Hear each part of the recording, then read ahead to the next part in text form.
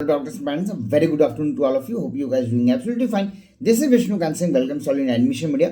आज की वीडियो में मैं मेनली आपसे डिस्कस करने वाला हूँ नीट पीजी 2024 के लेटेस्ट अपडेट के बारे में।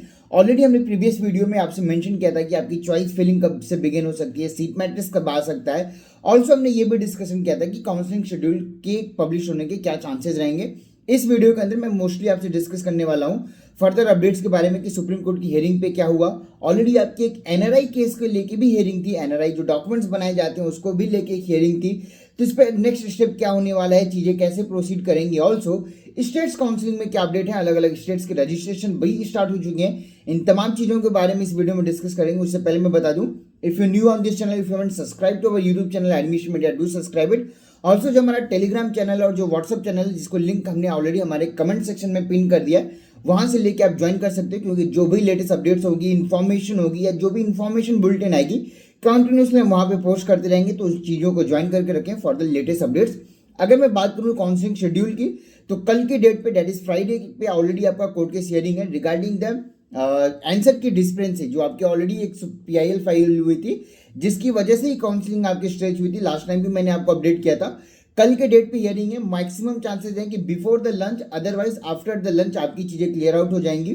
इन ए केस अगर कल की डेज पे कोई जजमेंट आता है, then the things will proceed as per date. अगर जजमेंट नहीं आके केस को डिसमिस किया जाता है, इन डेट केस अगर कल की डेट पे जजमेंट आ गया, फर्स्ट प्रोबेबिलिटी अगर जजमेंट आ गया, तो वो जजमेंट जो रहेगा उसके अकॉर्डिंग चीजें प्रोसीड होंगी, काउंसलिंग प्रोसीड होगा, OMR सीट, आंसर कीज और बाकी चीजें रिलीज की जाएंगी। फॉर एग्जाम्पल अगर जजमेंट की जगह डिसमिसल हो गया केस का, या केस को डिसमिस कर दिया गया, इन दैट केस मैक्सिमम चांसेस हैं कि लेट इवनिंग तक आपकी काउंसलिंग शेड्यूल प्रोड्यूस कर दी जाएगी, काउंसलिंग शेड्यूल पोस्ट कर दी जाएगी कल के डेट पे। जी हाँ, कल के डेट पे आपकी काउंसलिंग शेड्यूल पोस्ट कर दी जाएगी। अगर केस डिसमिस होता है, इन दैट केस शेड्यूल आ जाएगा एंड मोस्ट प्रॉब्ली आपका सैटरडे संडे तक आपकी सीट मैट्रिक्स आ जाएगी। एंड इन एंड अराउंड आपका मैक्सिमम पॉसिबिलिटीज यही रहेंगी कि संडे से एटलीस्ट हमारी चॉइस फिलिंग बिगिन रहेगी। काउंसलिंग शेड्यूल कल के डेट पे late night to the evening हो सकता है, 2 घंटे बाद ही आपका काउंसलिंग शेड्यूल आ जाए। इसके भी प्रोबेबिलिटीज रहेंगी अगर केस डिसमिस होता है। नहीं तो कल इवनिंग तक आपकी शेड्यूल आ जाएगी। सैटरडे को आपका सीट मैट्रिक्स आ जाएगा, या एटलीस्ट एनआरआई कन्वर्जन की जो लिस्ट है वो दे दी जाएगी। एंड इसके बाद आपकी चॉइस फिलिंग बिगिन हो जाएगी। तो संडे या मंडे से आप मान के चल सकते हो कि आपकी चॉइस फिलिंग बिगिन रहेगी। अगर मैं लास्ट डेट ऑफ रजिस्ट्रेशन की बात करूं, तो मोस्ट प्रॉब्ली ट्यूसडे तक आपको अगेन रजिस्ट्रेशन का टाइम दिया जाएगा, या हो सकता है वेडनेसडे तक मैक्सिमम दे दिया जाए कि जिन कैंडिडेट से अभी तक रजिस्ट्रेशन नहीं किया है वो कर लें। यहाँ पे कॉन्टिन्यूस क्वेश्चन आ रहा है कि सर हमने एनआरआई में अप्लाई किया हुआ था, अभी हम क्या इंडियन में करके अप्लाई कर सकते हैं, रजिस्ट्रेशन कर सकते हैं? जी हाँ, आप कर सकते हो, कोई प्रॉब्लम नहीं है। नेशनैलिटी आपको इंडियन ही रखना है। जैसे ही आपके एनआरआई लिस्ट में वो नेम आ जाएगा आपका, उस लिस्ट में अगर रोल नंबर आपका रहता है या एप्लीकेशन आईडी रहती है, ऑटोमेटिकली आप एनआरआई में कन्वर्ट कर दिए जाओगे। एंड इन दैट केस आप मैनेजमेंट प्लस एनआरआई, मतलब कि मैनेजमेंट सीटों के लिए भी आप अप्लाई कर सकते हो और एनआरआई सीटों के लिए भी आप अप्लाई कर सकते हो। जो भी सीट अलॉट होगी उसके अकॉर्डिंग आपको फीस देना पड़ेगा।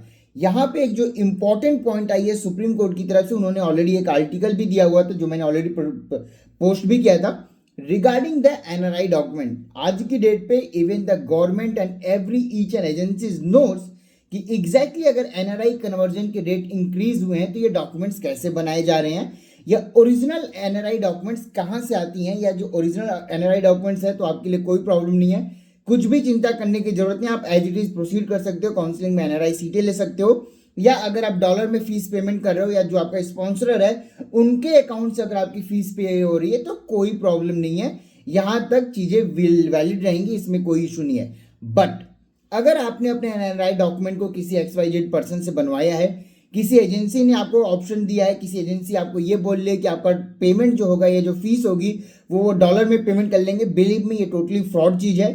इन चीज़ों से बच कर रहिए। सुप्रीम कोर्ट ने ऑलरेडी यूनियन प्लस सारे इंस्टीट्यूट्स को ये कॉन्टिन्यूसली अपडेट किया है, साथ में नोटिस भी जारी की है regarding this fraud documents. Because what is happening, आज की डेट पे जो कैंडिडेट्स स्टडीज कर रहे हैं, जिनके रैंक्स आ रहे हैं, क्योंकि लास्ट मोमेंट पे क्या होता था कि एनआरआई की सीटें बच जाती थी, वो मैनेजमेंट में नॉर्मल सीटों में कन्वर्ट होती थी। ये जो हार्ड वर्किंग कैंडिडेट्स थे या जिनके रैंक्स अच्छे होते थे, इनको अलॉट हो जाती थी। बट आज के डेट पे या लास्ट ईयर से मैं बात करूं, एनआरआई कैंडिडेट्स इतने ज्यादा हो जा रहे हैं कि उतनी एनआरआई सीटें भी नहीं है इंडिया के अंदर। तो सबको पता है कि ये डॉक्यूमेंट्स लास्ट मोमेंट पे बनाई जाती हैं और अप्रोक्सीमेटली मल्टीपल एजेंसीज हैं जिनसे हमने भी डिस्कशन किया है, जिनसे हमारी भी बात हुई है, कैंडिडेट्स भी हमें बता रहे हैं कि 2 से 3 लाख रुपए में आपकी डॉक्यूमेंट बन जा रही है। बिलीव मी, आज की डेट में 2 से 3 लाख रुपए पे एनआरआई डॉक्यूमेंट बनाना इम्पॉसिबल है। अगर किसी ने आपको बना के दिया तो आप चेक कर लो वो क्या है, बट मल्टीपल लेवल पे जब आपकी चीजें होंगी तो सीट अलॉटमेंट बाई चांस हो सकता है, ज्वाइनिंग तो आपको नहीं मिलेगी, क्योंकि जो रूल्स एंड रेगुलेशन आप उसको बायलॉज कर रहे हो, यहां पे प्रॉब्लम हो सकती है। तो अगर आपने डॉक्यूमेंट बनाया हुआ है ऐसी इन तरीकों से, थोड़ा बच के रहिए, थोड़ा संभल के रहिए, क्योंकि इस बार मल्टीपल लेवल पे डॉक्यूमेंट्स को वेरीफाई किया जाएगा। किसी भी लेवल पे डॉक्यूमेंट में कोई भी प्रॉब्लम आती है तो आपको डिबार किया जाएगा और साथ में लीगल एक्शन भी लिया जा सकता है। लास्ट ईयर की मैं बात करूं, सीबीआई ने ऑलरेडी इंक्वायरी की थी, काउंसलिंग कंप्लीट होने के 1 महीने बाद ये चीजें हुई थी, and approximately 20 to 25 candidates in चीजों में पाएंगे जिनको मेडिकल डिग्री से भी बैन कर दिया गया, एमबीबीएस प्रैक्टिस भी रोक दी गई, साथ में लीगल एक्शन भी हुआ है। ये आपका न्यूज़पेपर का आर्टिकल है, आप गूगल करके चेक भी कर सकते हो, मैं अपने से कुछ भी नहीं बना के बोल रहा हूँ। तो इसलिए मैं बोल रहा हूँ कि अगर आप ये इस तरह से डॉक्यूमेंट बनाए हो या बना रहे हो या बनवाया हुआ है, थोड़ा चेक कर लीजिए, चीज़ों के अकॉर्डिंग ही चलिए, क्योंकि मैनेजमेंट का भी ऑप्शन रहता है, मल्टीपल स्टेट्स की भी चीज़ें होती हैं जहाँ पे आपको सीटें मिल सकती हैं। ऐसा नहीं है कि सिर्फ एनआरआई बनाने से ही सीट मिलती है, मैनेजमेंट पे भी सीटें मिलती हैं, नो डाउट चीज़ें वैलिड होती हैं। बट अगर आप एनआरआई बना रहे हो तो आप सोच समझ के बनाइए, स्पॉन्सर्स कौन है, कैसे हैं, क्योंकि 2 से 3 लाख रुपए में अगर डॉक्यूमेंट बनाए तो 90% to 95% आप मान के चलो वो फ्रॉड डॉक्यूमेंट ही है। हो सकता है लिस्ट में आपका नेम आ जाए, बट जैसे ही आप कॉलेज अलॉटमेंट, हो सकता है आपको अलॉटमेंट भी हो जाए, लेकिन आप जब ज्वाइनिंग के लिए जाओगे तो वहां पे आपको ज्वाइनिंग नहीं करने दिया जाएगा, क्योंकि यहाँ पे इंडियन एम्बेसी भी इसकी वेरिफिकेशन करेगी और इस बार जो डॉक्यूमेंट्स हैं वो आपकी इंडियन एम्बेसी से भी वेरीफाई किया जाएगा। जो मिनिस्ट्री ऑफ हेल्थ अफेयर्स है, एक्सटर्नल अफेयर्स है, वहां से भी चीजें वेरीफाई होंगे और उनमें जिनके डॉक्यूमेंट्स आएंगे उन्हीं को ज्वाइनिंग मिलेगी। और यहाँ पे कॉलेज अपने लेवल पे भी डॉक्यूमेंट्स को जरूर वेरीफाई करेगा। अगर किसी भी लेवल पे आपके डॉक्यूमेंट में कुछ भी पाया जाता है या ऑथेंटिसिटी नहीं रहती है तो आपको बैन कर दिया जाएगा या एटलीस्ट ज्वाइनिंग नहीं करने दी जाएगी। तो इन चीजों से बच कर रहें। बात करें स्टेट्स काउंसलिंग, तो ऑलरेडी मल्टीपल स्टेट्स ने रजिस्ट्रेशन ओपन कर दिया है। यूपी का रजिस्ट्रेशन ऑलरेडी ऑनगोइंग है, हिमाचल उत्तराखंड के भी रजिस्ट्रेशन आ चुके हैं। बात करूं आपके राजस्थान की भी रजिस्ट्रेशन ऑलरेडी ओपन की जा चुकी है। अभी तक महाराष्ट्र, एमपी, छत्तीसगढ़, आंध्र, तेलंगाना एंड कर्नाटका, ये 5-6 स्टेट्स ही ऐसे हैं जो मेजर स्टेट्स हैं जहां के रजिस्ट्रेशन प्रोसेस की डिटेल्स अभी तक नहीं आई है, बट मोस्ट प्रोबेबली इस वीक के एंड तक, आई मीन सैटरडे संडे तक सारे स्टेट्स की काउंसलिंग की डिटेल्स आ जाएगी। तो यहाँ पे कहाँ पे अप्लाई करना है, कहाँ पे सीटें मिल सकती हैं, ये आपको स्मार्टली प्ले करना पड़ेगा, क्योंकि अगर आप सारे स्टेट्स में रजिस्ट्रेशन करने जाओगे तो ऑलमोस्ट 20 to 25 लाख सिर्फ आप सिक्योरिटी अमाउंट पे करके रख दोगे, which can be your first year fees, या जो आपकी बजट हो सकती है उसमें 25 लाख रुपीज आप इस तरह से वेस्ट कर दोगे।